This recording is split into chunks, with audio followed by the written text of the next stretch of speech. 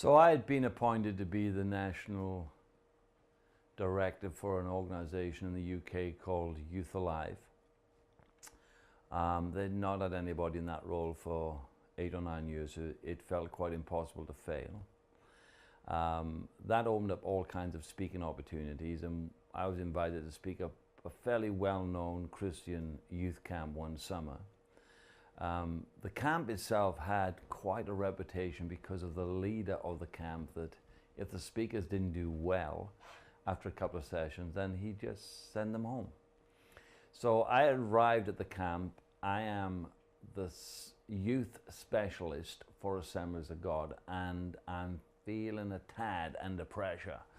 I'm thinking, wow, it's going to be quite embarrassing going home after 2 days. I'm going to say that to my bosses. I'm going to say that to my contemporaries. What's going to, So I get on the camp and I have to do a little seminar, and that's fine. And then I'm doing the main rally that Sunday night. And so I'm in my room, I'm praying in the afternoon, I'm saying, Jesus, this is too ridiculous. What the blinking heck am I doing here? It's going to be really embarrassing to be on the road going home on Tuesday morning. Wow, what have you done to me? And the Lord said to me, so Ian, who invited you to the camp? I says, well, Peter, the director did. He says, well, why did he do that? So, well, I'm assuming he did that because he thinks I've got something to say to young people. So he says, well, if you mess up, it's his problem, isn't it? It's not your problem. And so he says, look, let's just do what we always do. You keep your heart in my hands, you trust me, and let's just see what we can do together. So that released an enormous amount of pressure on me, because I felt the pressure to perform and whatever. Anyway, so I get to the rally, I preach, and I preach unbelievable that night. In fact, I preached so good, I want to take notes on myself. I thought, I got to get that recording, because that's absolutely phenomenal. Well, 2 or 3 days go by, and everything is all good, and eventually the leader of the camp comes to me, and he says, Ian, God's really given you a gift to communicate to young people. I says, has he? He says, mate, on this camp, when the preachers are hopeless, the kids have weak bladders, and they're always going to the toilet in those meetings. Not one person left. I think God has really gifted you.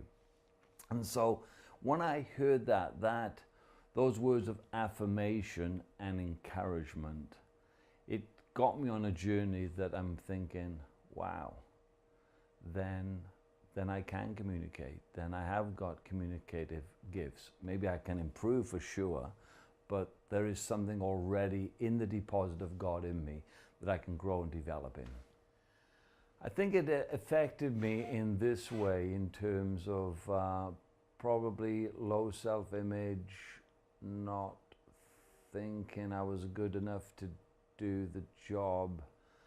When I had that affirmation, it put fresh confidence, hope, that actually my life could be a blessing. Maybe I hadn't been conscious of it, but God had been already working in my life and I wasn't conscious of that. Outside affirmation confirmed that and put a boost in terms of my ability to do what God had called me to do. So I realized that's one gift that's inside of me that probably with some level of affirmation would grow, develop, and become more powerful. I wonder what other things are inside of me that have never been affirmed, encouraged, discerned, and I wonder what else I need to excavate outside of me. I probably need to go and find some mentors that would actually look into my life and view me objectively to see what other areas could grow and develop. On the back of that, I realized what was happening to me. I really wanted to do that for other people. I wanted to tickle their potential. I wanted to get them to understand that they are more than capable. Them and God is enough for the task that is ahead of them, and that they could actually, they are actually fully loaded with potential, but someone needs to affirm that potential inside of them. Having heard that, I realized the power of encouragement, and I want to become an encourager. I think it revealed to me that probably I may well be a little too people sensitive, in that I am looking maybe for approval that I didn't have. So there's the plus and the negative side. The approval give me confidence, but then do I always need that approval to do what God is actually calling me to do?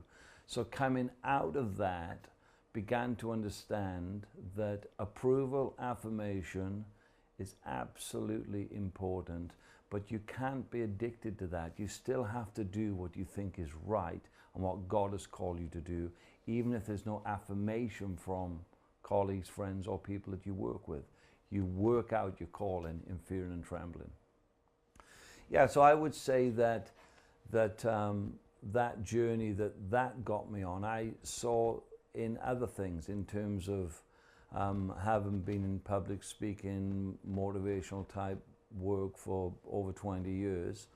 I then began to have enormous amount of testimony of people who were helped, encouraged as a result of me communicating and speaking. And of course, with the advent of Facebook and Twitter and whatever, probably in the last 3 years, I've been inundated with stories and testimonies of people that have contacted me saying, do you remember? And of course I don't remember, but it was utterly profound for them. It was just me doing what Jesus wanted me to do, and it seemed to help somebody along the way. So I now understand I not only have communication gifts, I probably have motivational gifts too, that actually people say that they feel a level of confidence to go beyond what they thought they could do until we kind of encountered each other. Yeah, I think one of the core gifts of myself is to allow people that they are fully loaded with untapped potential. And if I could only somehow help them get the revelation of God, of who He's made them, what He's called them to, they would walk forward with much more boldness and confidence and fulfill the calling of God in their lives in a more radical and productive and fruitful way. So I'm seeing my work not just limited to, say, church services or church meetings. I find myself now in environments where I'm in the commercial business world, speaking to leaders. Some are not Christians, some are Christians. Some months ago, I was in Italy, in southern Italy, in a city called Bari, speaking to a whole conglomerate of people with little or no faith, espousing to them the need for them and their business to be socially responsible and to be community transformative in the resources that they had. And so coming out of that is they left a view and an idea that the business that they were in, they were not just to feed their family, it wasn't just to drive a fast car, but actually they'd been given gifts to be a blessing to their city and to their community. So that was in a non-spiritual environment, those gifts still continue to work.